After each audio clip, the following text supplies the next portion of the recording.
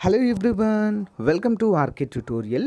Friends, మనము తెలంగాణ జాగ్రఫీకి సంబంధించినటువంటి 33 జిల్లాల సమగ్ర సమాచారం అయితే చూస్తున్నామండి.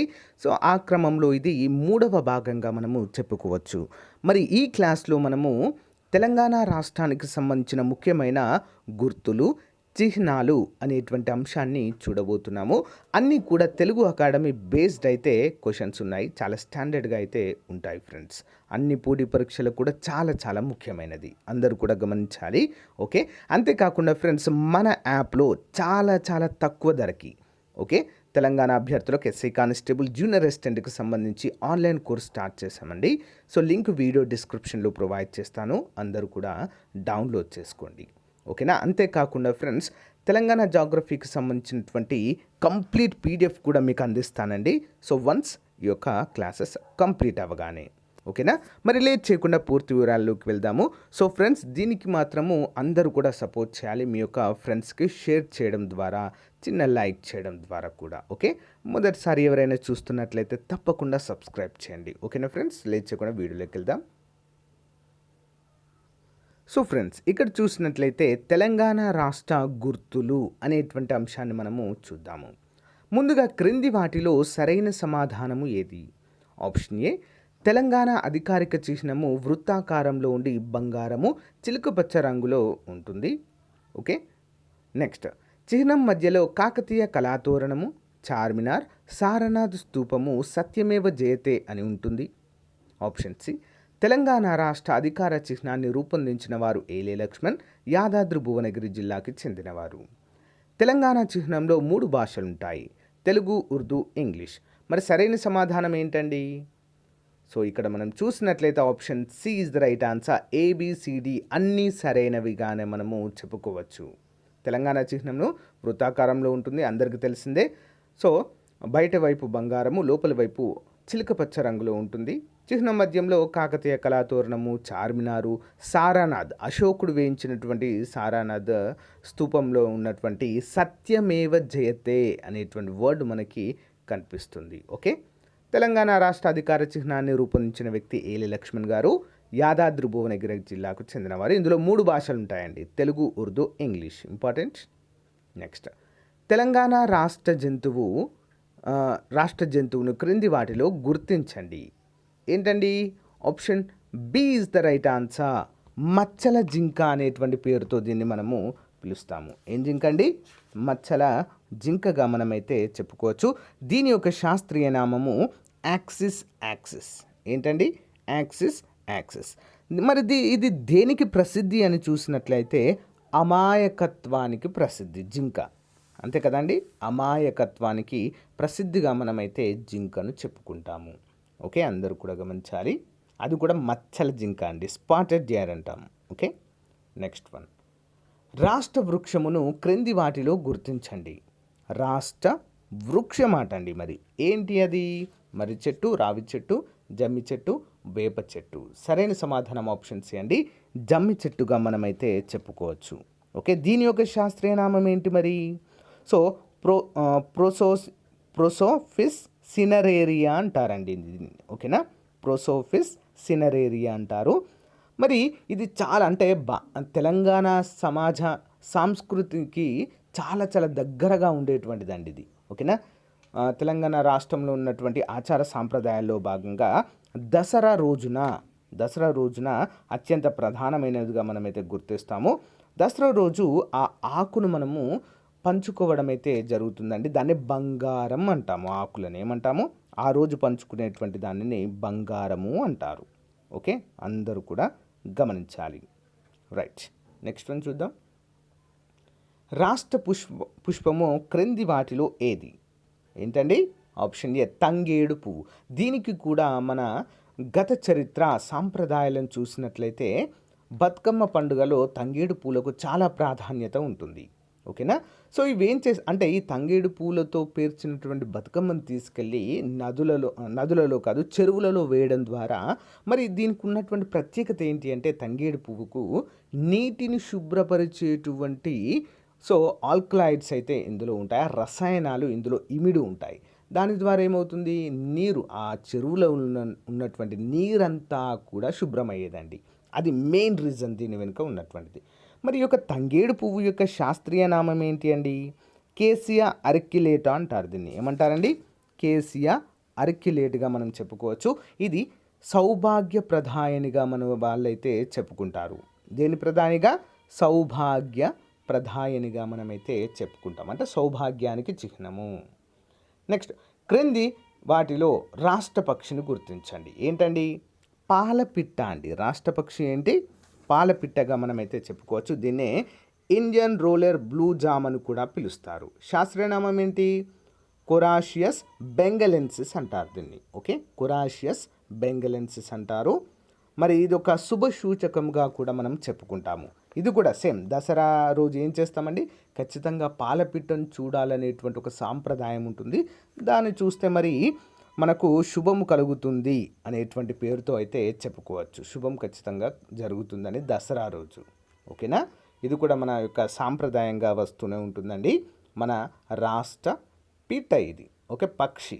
ఓకే, మరి తెలంగాణతో పాటు కొన్ని రాష్ట్రాలు కూడా ఈ యొక్క పాలపిట్టని రాష్ట్ర పక్షిగా చూస్తున్నాయండి. అవేంటి? మన పక్కన ఉన్నటువంటి ఆంధ్రప్రదేశ్ కావచ్చు, నెక్స్ట్ దూరంగా ఉన్నటువంటి అస్సాం కావచ్చు, పక్కనున్న కర్ణాటక, ఒడిశా రాష్ట్రాలు కూడా పాలపిట్టనే మరి రాష్ట్ర పక్షిగా అయితే చూస్తున్నాయి. ఓకేనా, ఇంపార్టెంట్.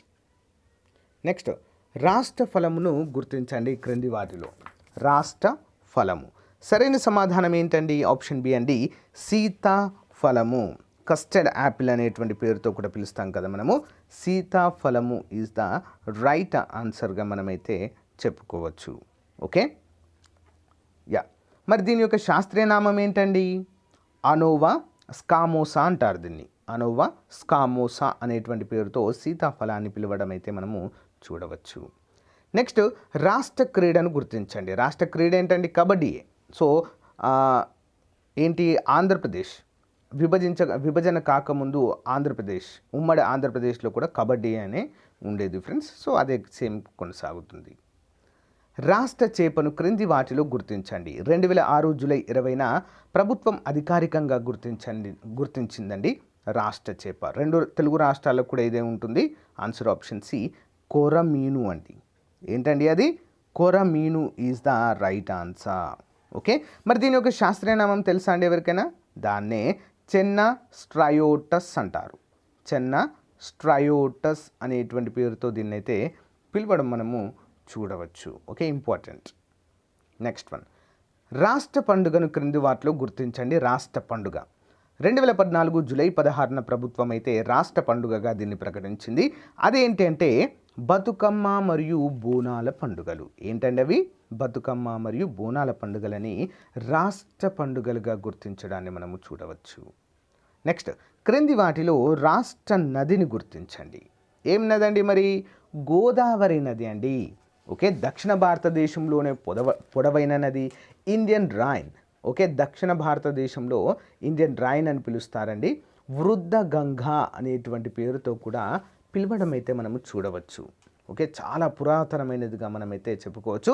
ఇది ఇంకోటి ఏంటి అంటే దక్కన్ పీఠభూమిలో ఉన్నటువంటి నది అండి. ఓకేనా, దక్షిణ భారతదేశంలోనే పొడవైనది దక్కన్ పీఠభూమిలో ఉండేటువంటి నదిగా దీన్ని అయితే మనము చెప్పుకోవచ్చు. మనకు నదులు 2 రకాలు ఉంటాయి. ఒకటి జీవనదులు, నెక్స్ట్ వర్షాధారిత నదులు. జీవనదులు అంటే హిమాలయాల్లో జన్మించినవి, వాటికి చావు లేదు, ఎప్పటికీ ప్రవహిస్తూనే ఉంటాయి. మరి దక్షిణ భారతదేశంలో ఉన్నటువంటి నదులు ఏంటంటే వర్షాధారితము. వర్షం ఎప్పుడు పడితే అప్పుడే పారడం అయితే జరుగుతుంది. సో గోదావరి కూడా అలాంటిదిగానే చెప్పుకోవచ్చు. మహారాష్ట్రలోని నాసిక్ వద్ద ఇది జన్మిస్తుందండి, మహారాష్ట్రలో. ఓకే, నెక్స్ట్, రాష్ట్ర చిహ్నం ఏది క్రింది వాటిలో అంటే ఆప్షన్ సి, కాకతీయ కళాతోరణంగా మనము చెప్పుకోవచ్చు. దీని గురించి డీటెయిల్గా చెప్తాను మళ్ళీ. ఓకే, క్రింది వాటిని పరిశీలించండి. రాష్ట్ర గీతంగా జయ జయ హే తెలంగాణ, దీన్ని రచించినది ఏలే లక్ష్మణ్. ఏలే లక్ష్మణ్ నల్గొండ జిల్లాలోని కొత్తానిగూడెంకి చెందినవారు. పైన చెప్పుకున్నాం కదా దీని గురించి. మరి సరైన సమాధానం ఏంటి అంటే ఆప్షన్ 1 ఏ సరైనది, బి సరికాని. అంతే కదండి. రాష్ట్ర గీతం ఓకే, జయ జయ హే తెలంగాణ. మరి దీన్ని రచించిన వారు ఎవరండి? అందశ్రీ అండి. ఓకేనా, అందరూ కూడా గమనించాలి. సో వీరు యాదాద్రి భువనగిరికి చెందినవారు. Okay, next one. క్రింది రాష్ట్రం గుర్తులు వాటి శాస్త్రీయ నామాలకు సంబంధించి సరైన క్రమము ఏంటి చూద్దాం. రాష్ట్ర జంతువు, రాష్ట్ర వృక్షము, రాష్ట్ర పుష్పము, రాష్ట్ర పక్షి. సరైన సమాధానం ఏంటండి? ఆప్షన్ ఏ 1 2 3 4 అన్నీ కూడా సరైనవిగానే ఇచ్చారు. రాష్ట్ర జింక, మచ్చల జింక, యాక్సిస్. రాష్ట్ర వృక్షము అండి ఏంటి? రాష్ట్ర వృక్షము జమ్మి చెట్టు, ప్రోసోఫిస్ సినరేరియా. రాష్ట్ర పుష్పము కేసియా రెక్యులేటా. రాష్ట్ర పక్షి కురాషిస్ బెంగలెన్సిస్ అనేటువంటి పేరుతో పిలుస్తాము. Okay, important. రాష్ట్ర ఫలం యొక్క శాస్త్రీయ నామం ఏంటి అంటే ఆప్షన్ బి అనోవస్ స్వామోసా. సమోసా కదండి, స్వామోసా. Next one. రాష్ట్ర చేప యొక్క శాస్త్రీయ నామమును గుర్తించండి. రాష్ట్ర చేప యొక్క శాస్త్రీయ నామం ఆప్షన్ సి చెన్న స్టయోటస్ అంటారండి. ఓకేనా, చెన్న స్టయోటస్. దీన్ని కొరమీను అంటాం మనము. ఓకే, రాష్ట్ర చేప ఏంటి? కొరమీను. ఓకే, ఇంకా పేర్లు కూడా ఉన్నాయండి. దీన్ని ఏమంటా అంటే మురేల్ లేదా మురేల్ ఫిష్గా కూడా పిలుస్తారు. మురేల్ ఫిష్ కొరమీనునే. Next one. తెలంగాణ రాష్ట్ర వార్తా ఛానల్ను క్రింది వాటిలో గుర్తించండి. తెలంగాణ రాష్ట్ర వార్తా ఛానల్ అండి ఏంటండి? Option B Yadagiri. మరి ఉమ్మడి ఆంధ్రప్రదేశ్ ఉన్నప్పుడు మనకు సంయుక్తంగా రాష్ట్ర ఛానల్గా సప్తగిరి దూరదర్శన్ ఉండేదండి. దూరదర్శన్ అది సప్తగిరి అని ఉండేది. దూరదర్శన్ తర్వాత దాన్ని సప్తగిరిగా మార్చారు. మరి రాష్ట్రం విడిపోయిన తర్వాత 2014 జూన్ 2న విడిపోయిన తర్వాత యాదగిరి మనకంటూ ఒక ఛానల్ ఉండాలని చెప్పేసి దానికి యాదగిరి అని పేరు పెట్టడము జరిగింది. నెక్స్ట్, క్రింది వాటిలో తెలంగాణ రాష్ట్ర అధికార మాసపత్రిక పేరేంటి? ఆన్సర్ ఆప్షన్ సి అండి తెలంగాణ అనేది. దాని పేరే తెలంగాణ. అందరూ కూడా గమనించాలి.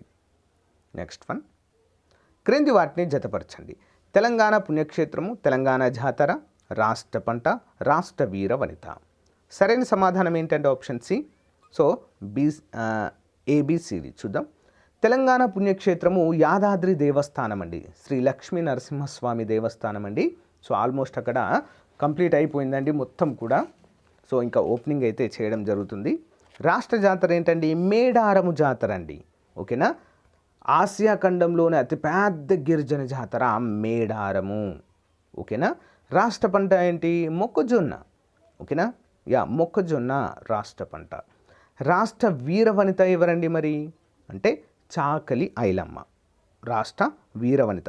మరి రాష్ట్రం యొక్క వీర యోధుడు ఎవరు? దీనికి ఆన్సర్ చెప్పను, అందరూ కూడా కామెంట్ రూపంలో తెలియచేయాలి. నేను ఆన్సర్ చెప్పనండి, ముందే చెప్తున్నాను. అందరూ కూడా కామెంట్ రూపంలో తెలియచేయండి. రాష్ట్ర వీర యోధుడు ఎవరు? ఓకే, వీరవనిత మాత్రము చాకలి ఐలమ్మ గారు. Okay, next one. క్రింది వాటిని జతపరచండి. తెలంగాణ సాహిత్య అకాడమీ లోగో, ట్యాంక్ బండ్లోని గౌతమ బుద్ధ శిల్పి, ప్రపంచ తెలుగు మహాసభల లోగో, తెలంగాణ అమరవీరుల స్తూపము. వీటి యొక్క సృష్టికర్తలు ఎవరు? ఆన్సర్ వచ్చేసి ఆప్షన్ 3 అండి బిఏసిడి. ముందుగా చూద్దాం. తెలంగాణ సాహిత్య అకాడమీ లోగో ఎవరండి? రవిశంకర్ గారు. ఆప్షన్ 2. ట్యాంక్ బండ్లోని గౌతమ బుద్ధుడి యొక్క శిల్పి ఎవరంటే గణపతి స్థపతి. మరి ప్రపంచ తెలుగు మహాసభల లోగో రమణారెడ్డి గారు. తెలంగాణ అమరవీరుల స్తూపము ఎక్కా యాదగిరి. ఎక్కడ అనబడింది ఇది? Ekka Yadagiri is the right answer. So friends, ఇదండి చాలా చిన్న class but most important class అండి. ఓకేనా, మీకు నచ్చింది అని అనుకుంటున్నాను. నచ్చిన వాళ్ళని చిన్న లైక్ చేయండి ఫ్రెండ్స్. తప్పకుండా మీ ఫ్రెండ్స్తో షేర్ చేయండి. ఓకేనా, సో అందరికీ కూడా థ్యాంక్ యూ అండి. బాయ్.